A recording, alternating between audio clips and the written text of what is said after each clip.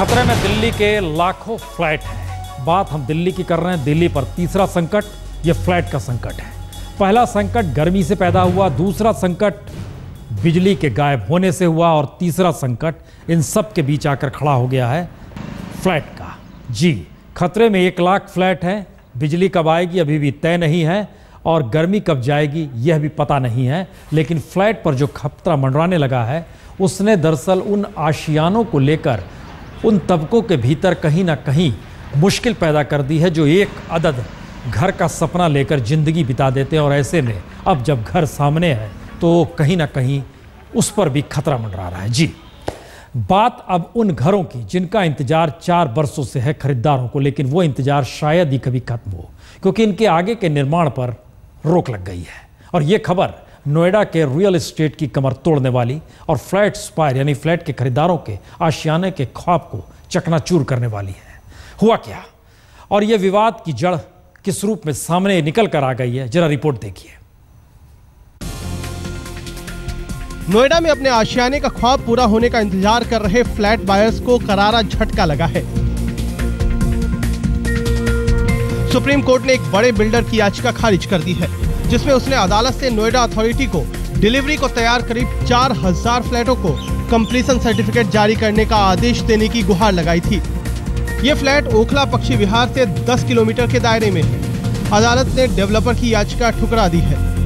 दरअसल national green tribunal यानी NGT ने पिछले साल अक्टूबर में नोएडा अथॉरिटी को आदेश जारी किया था कि ओखला पक्षी विहार के 10 किलोमीटर के दायरे में किसी भी तरह का निर्माण नहीं किया जाए।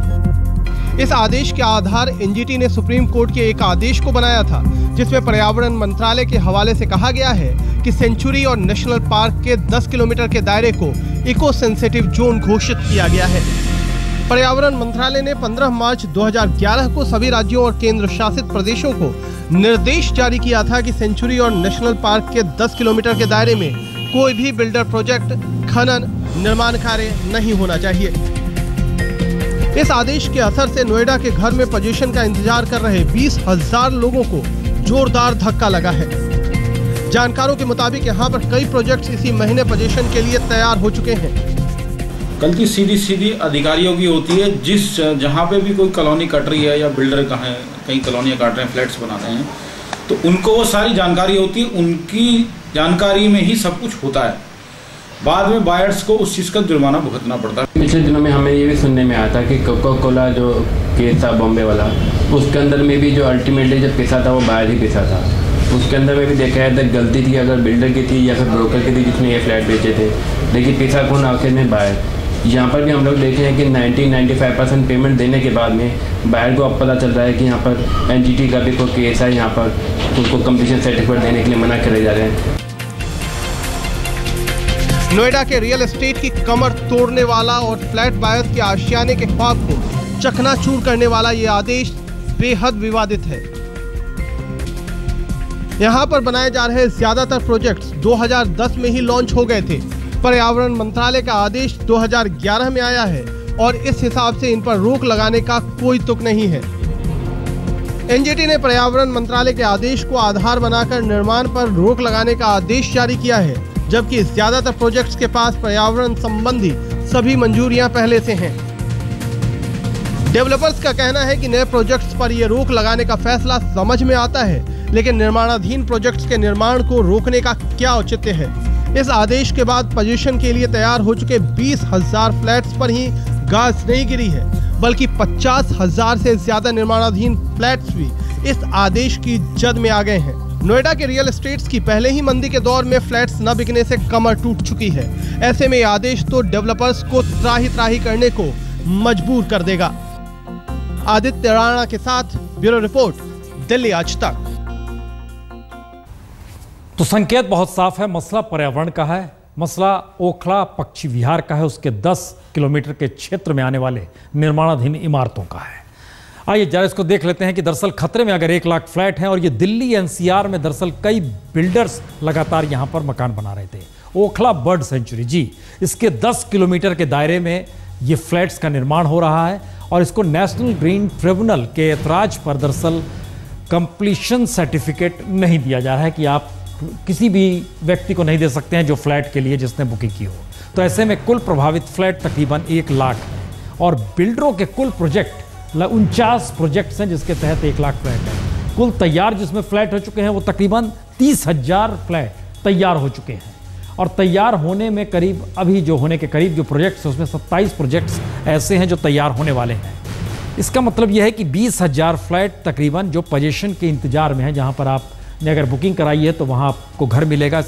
और इन सब के बीच मुश्किल क्या क्या है, देखिए खतरे की घंटी 1 लाख क्यों बज रही है, ग्रीन ट्रिब्यूनल की दलील क्या है, उसका बहुत साफ कहना है ओखला पक्षी विहार सेंसिटिव मसला है, सेंसिटिव जोन है, उसके 10 किलोमीटर के रेंज में कोई निर्माण नहीं होना चाहिए, कंक्रीट नहीं होना चाहिए, वो कंक्रीट आ गया है।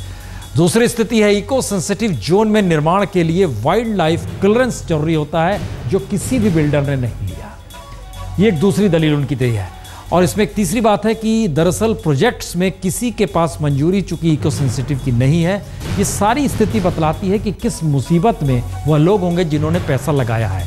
हम आपको एक एवरेज स्थिति बता देते हैं कि दरअसल ये जहां जहां फ्लैट्स की स्थिति है उसमें 20 लाख से लेकर 1 करोड़ तक के फ्लैट हैं। अब इतना पैसा दिया गया और इन सब के बीच ये पूरा मामला फंसा हुआ है।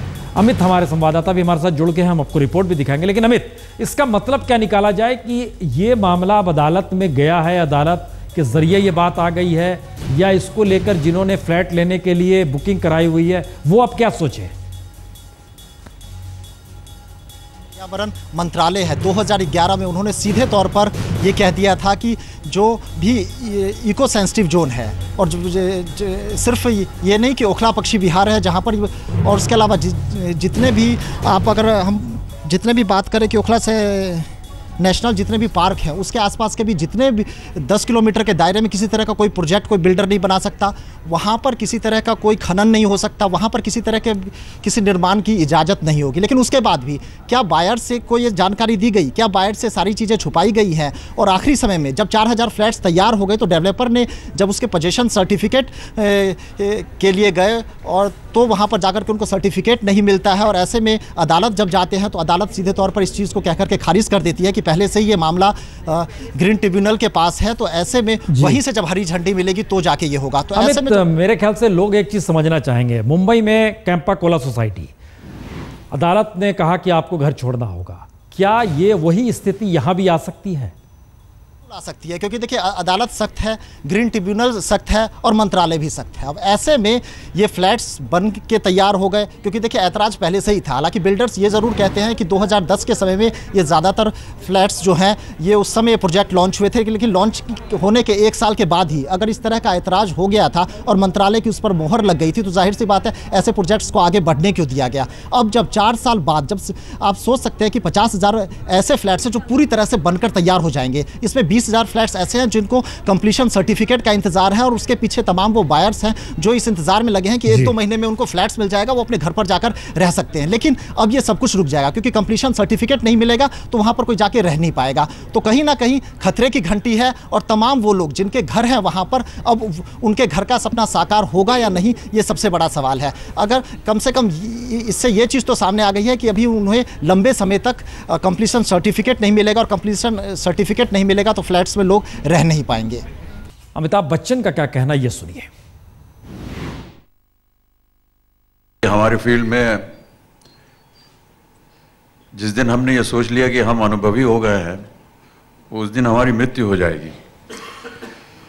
मैं ऐसा मानता हूं कि क्रिएटिव फील्ड में कभी भी सेटिस्फाइड नहीं होना चाहिए।